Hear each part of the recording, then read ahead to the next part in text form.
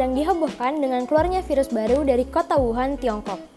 COVID-19 atau yang biasa dikenal dengan virus corona mulai menjadi momok menyeramkan bagi masyarakat, terutama masyarakat Cina pada akhir tahun lalu.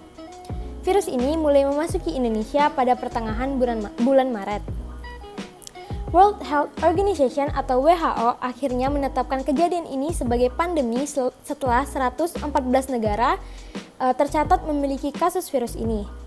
Dikutip dari detiknews.com, per 5 April 2020, pemerintah Indonesia mengumumkan ada 2.273 kasus positif COVID-19 di 32 provinsi di Indonesia. Di antara jumlah tersebut, 198 kasus berakhir dengan kematian dan 164 kasus sembuh. Data terbaru angka kasus COVID-19 di Indonesia disampaikan juru bicara pemerintah terkait penanganan wabah virus corona, Ahmad Yuryanto, dalam konferensi pers yang ditayangkan di YouTube BNPB pada Sabtu 4 April 2020.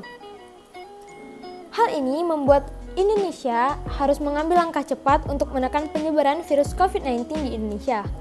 Langkah yang diambil oleh pemerintah saat ini adalah dengan menerapkan social distancing atau physical distancing kepada masyarakat, di mana kebijakan ini diharapkan akan meminimalisasi penyebaran virus corona di Indonesia. Coronavirus adalah kumpulan virus yang bisa menginfeksi sistem pernapasan. Pada banyak kasus, virus ini hanya menyebabkan infeksi pernapasan ringan, seperti flu.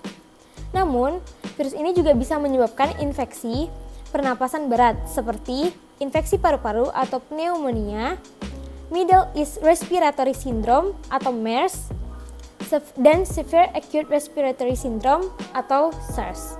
Gejala awal infeksi virus corona atau COVID-19 bisa berupa gejala flu, seperti demam, pilek, batuk kering, sakit tenggorokan, dan sakit kepala. Setelah itu, gejala bisa memberat. Pasien bisa mengalami demam tinggi, batuk berdahak, bahkan berdarah, sesak nafas, dan nyeri dada. Gejala-gejala tersebut muncul ketika tubuh bereaksi melawan virus corona. Penyebab virus corona. Ada dugaan bahwa virus corona awalnya ditularkan dari hewan ke manusia. Namun kemudian diketahui bahwa virus corona juga menular dari manusia ke manusia.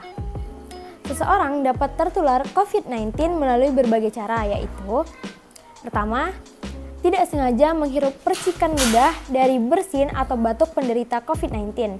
Yang kedua, memegang mulut atau hidung tanpa mencuci tangan terlebih dulu setelah menyentuh benda yang terkena cipratan air liur penderita COVID-19.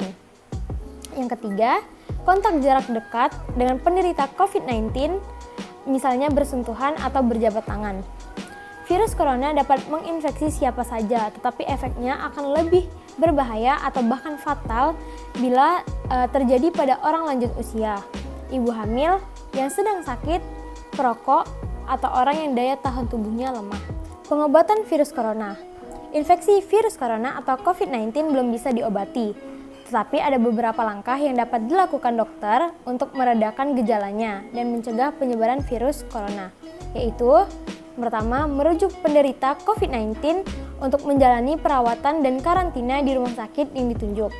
Yang kedua, memberikan obat pereda demam dan nyeri yang aman dan sesuai kondisi penderita. Yang ketiga, menganjurkan penderita COVID-19 untuk melakukan isolasi mandiri dan istirahat yang cukup di rumah. Yang keempat, menganjurkan penderita COVID-19 untuk banyak minum air putih untuk menjaga kadar cairan dalam tubuh. Dengan video ini, saya mengajak teman-teman sekalian ikut berpartisipasi untuk memerangi pandemi virus COVID-19 di Indonesia. Be aware, be safe, stay healthy, and stay at home. Terima kasih. Wassalamualaikum warahmatullahi wabarakatuh.